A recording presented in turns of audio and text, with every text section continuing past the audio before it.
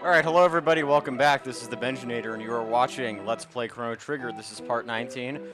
And so we just entered the Donadoro Mountains, and some kid was absolutely scared shitless and ran away from what were basically very, very easy enemies. So, if that's Tata, if that's the legendary hero, he ain't much of one. So anyway, let's continue to scale this mountain and look for that legendary sword. So one thing that's kind of nifty about this particular dungeon is there's a lot of creative ways, as you'll see, that you'll encounter enemies. It's pretty cool. So, just something to keep in mind. It's one of my more favored dungeons. So, anyway, either over here, and actually, if you go to this dude, you try to wake him up, he's snoring, so you're not going to be able to fight him, at least that way. But, then that dude comes along and wakes him up. So here we go, a battle against an outlaw and an Ogun. So let's take care of these guys. Or freelancer, I'm sorry. You fight outlaws later. I don't know why I remember the names of these enemies so well. It's just a testament to how often I've played this game. Like a couple videos ago, I was impressed that I remember the names of those temporites. I don't know, just Ted Woolsey. Some of his translations just really cracked me up. So there we go. Easy peasy lemon squeezy. And so I think there's a few, like maybe one different type of enemy here, but for the most part I'm probably going to be editing out most of the battles and maybe just kind of showing you how they start, because that sometimes is kind of interesting. So anyway, just climb up here and yep, fight these guys. Alright, perfect. Took care of those guys pretty easily. So yeah. Took a little bit of loading there, and let's get this 500G in the chest. So it's actually going to be funny. This might be a shorter video than I expect, just because I'm going to be editing out so many of these battles. So yeah, if that guy hits you, you have to fight him. Anyways, let's take care of him. Sometimes he's easy to avoid, though. All right, once again, we have defeated the Ogun, and yeah, you can dodge that guy pretty easily. I was just being a little bit clumsy. Yeah, this is one of the more battle-intensive dungeons, so just be warned, you have to be prepared to fight a lot of enemies. So, yeah, this guy comes down from there, you can ignore him pretty easily. So, yeah, but these guys you can't ignore. Let's take them out. Alright, once again, not too difficult. So you gotta revive right here. Yeah, unfortunately, there's definitely a assortment of pretty good treasures and a gold helm. Let me see if I can actually put that on one of the other party members, because we might be able to. Don't quote me on that, but it's possible. Okay, so actually, even though he's not in our party, let's give Robo a gold helm, just for good measure. Sending it back into the void to the end of time, being like, yeah, just here's a helmet, Robo. All right, so then we're gonna have to fight this guy. It's kind of weird how in this particular game, it seems like this dungeon, there was a lot of potential traps that you could avoid, but some of them are just unavoidable. Like this one, I have no idea how to get by this guy, see? Then you gotta fight these two, and so, anyway. Alright, took care of those guys. So, I'm hoping, I want to just check something for a second, because I want to see how close Crono is getting to spin cut. Because then we're going to be able to see let me just organize that for a second. We're actually going to be able to see a pretty nice, yeah, 4-9. So he's almost there. We're actually going to be able to see a pretty spiffy couple of double techs between Luca and Marley, or between Chrono and Marley and Chrono and Luca. It's Fire Sword and Ice Sword. So that's going to be exciting, because those are pretty powerful maneuvers. And there's second versions of them too later on. So we just go down here, get this mid-tonic. Congratulations. And I forgot that treasure chest down there. I was kind of like, whoops, we gotta pick something up. But I think we've actually managed to take out all of the enemies here. So that'll be, well, except for that guy, he's just gonna be spinning into the hereafter, so don't worry about him. Alright, so got that treasure chest. Now we're gonna be able to press on.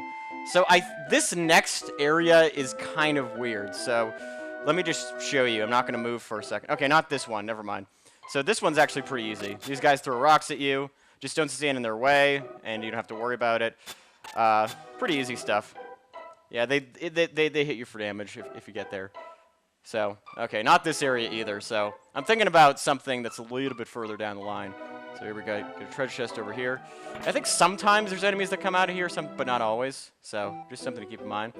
All right, so everything seems quiet. Okay, this is where things get weird. See, I'm standing absolutely still, but I forget what direction you move in, but if you move in the wrong direction, you actually have to fight 5 battles in a row. So I'm going to just cross my fingers and hopefully not run into those enemies. Okay, never mind.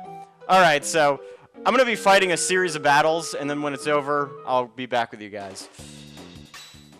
All right, so that was 4 battles in a row and about 3 minutes of footage I'm going to have to edit out of here when it's done. But the good news is I think we've come a little bit closer. Let me check with Chrono to getting spin cuts. So yeah, only 31 more points. And so, and also the other bit of good news is that we're almost to the end of this mountain, which is a relief. So let's grab this treasure chest over here, 300 gold.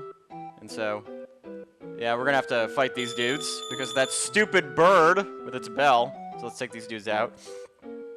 I swear the creators of this game must have just had a sense of humor about this whole, like, you know, giving a bird a bell thing. That just seems very silly. So get the mid-tonic over here.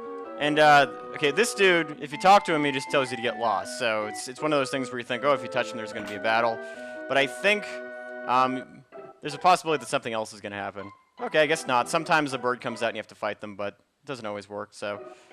All right. And now we have to fight 3 bellbirds, so be right back. Well, the good news is I think that I'm going to be able to, because of all the stuff I'm going to be editing out, I can probably get to the entire dungeon. And look, it's Spico! Mountains are nice. Talk to him again. This is the dive. He says mountains are nice again. But then the 3rd time he does this. He gives you something.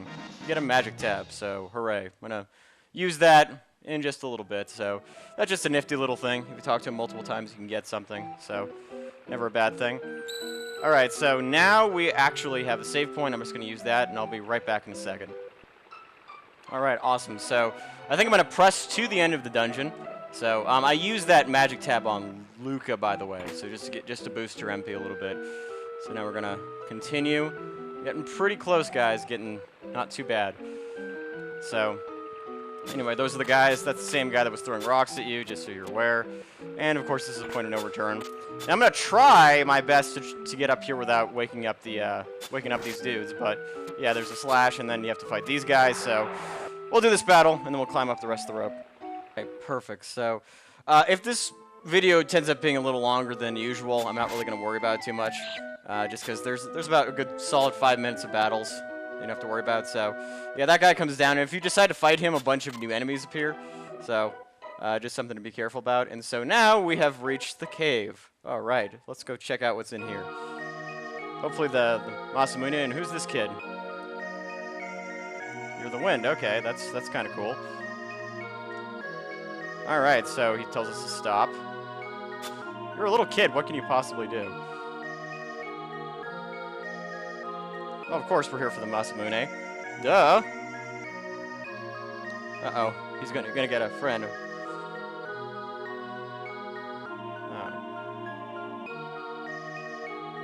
All right, what's up here? Uh-oh.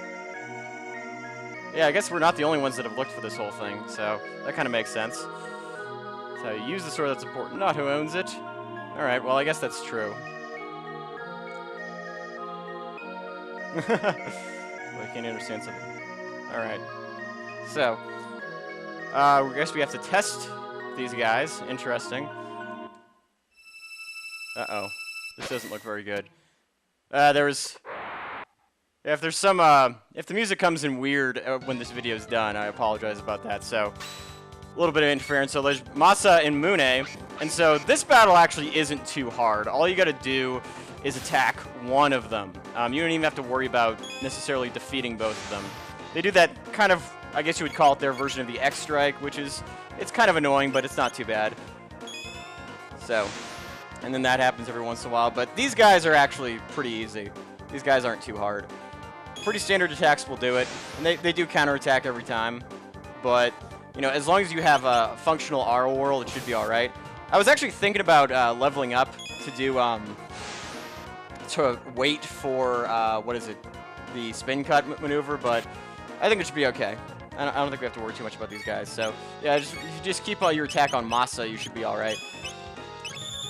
And they do this every once in a while, which is irritating. A little bit more of a powerful maneuver. And yeah, he confuses Marley, which is unfortunate because we were going to use Antipode. But thankfully, what's kind of good about this game is that when your party members are confused, their accuracy actually goes way down. So it's very rare that they'll actually hit you.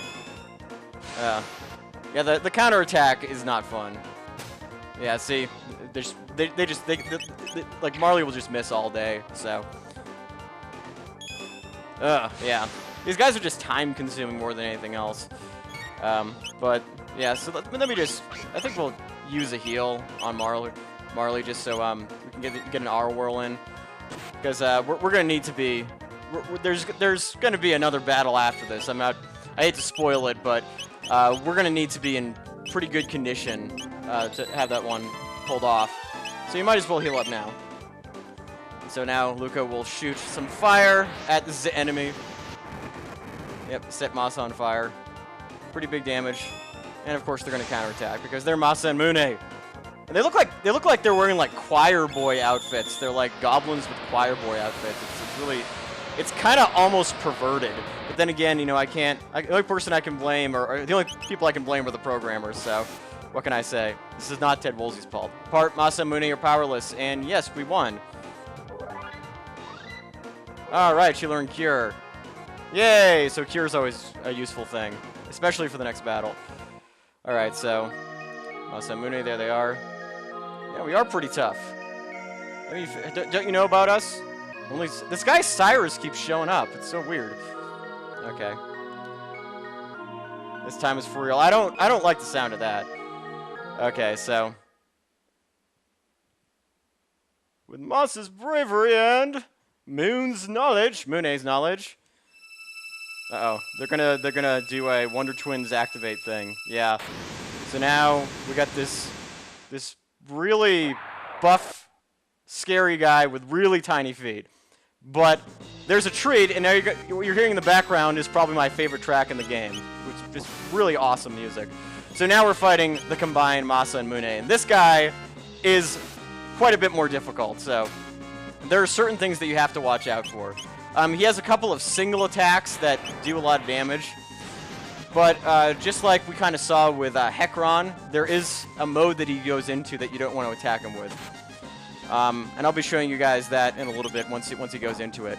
But do you remember there was the old man that said that slash dissipates whirlwinds? Well, this is where that little tip comes becomes useful.